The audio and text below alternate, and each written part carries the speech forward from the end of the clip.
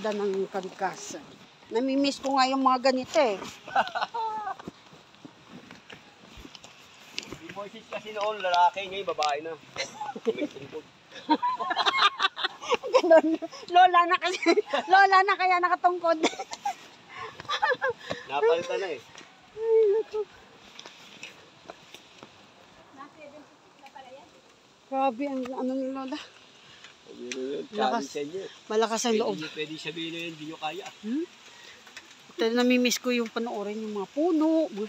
Sabi ko, pag ako nandoon, sisigaw ko, mga kamag-anak ko, nasaan na kayo, labas na kayo, dito na ako. Kasi mga kamag-anak ko, yung maakyat sa ano, yung maakyat sa puno.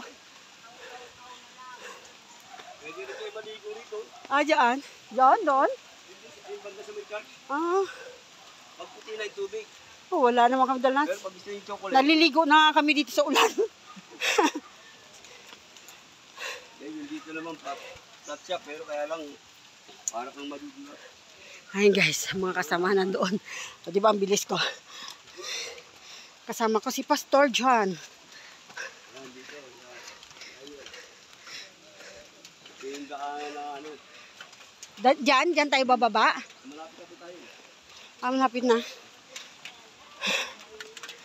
Oh, another adventure. May harong hawakan.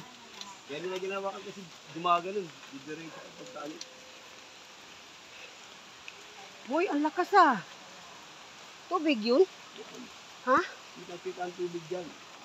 Ang lakas. Pag malinaw yan, pwede tayo maligo dyan.